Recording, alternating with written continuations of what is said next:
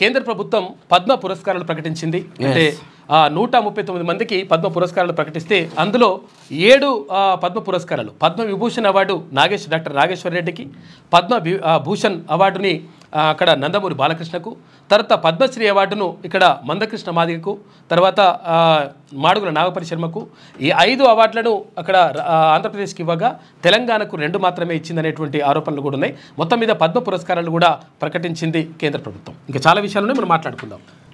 కేంద్ర ప్రభుత్వం పద్మ పురస్కారాలు ప్రకటించింది. అంటే 139 మందికి పద్మ పురస్కారాలు ప్రకటిస్తే అందులో 7 పద్మ పురస్కారాలు, పద్మ విభూషణ్ అవార్డు డాక్టర్ నాగేశ్వర్ రెడ్డికి, పద్మ భూషణ్ అవార్డుని అక్కడ నందమూరి బాలకృష్ణకు, తర్వాత పద్మశ్రీ అవార్డును ఇక్కడ మందకృష్ణ మాదిగకు, తర్వాత మాడుగుల నాగపరి శర్మకు, ఈ 5 అవార్డులను అక్కడ ఆంధ్రప్రదేశ్కి ఇవ్వగా తెలంగాణకు 2 మాత్రమే ఇచ్చిందనేటువంటి ఆరోపణలు కూడా ఉన్నాయి. మొత్తం మీద పద్మ పురస్కారాలు కూడా ప్రకటించింది కేంద్ర ప్రభుత్వం. ఇంకా చాలా విషయాలను మనం మాట్లాడుకుందాం. క్యూ న్యూస్ ఛానల్లో పనిచేయటకు అనుభవం గల సీనియర్ వీడియో ఎడిటర్స్ కావాలను సంప్రదించవలసిన నెంబర్ 8688926084.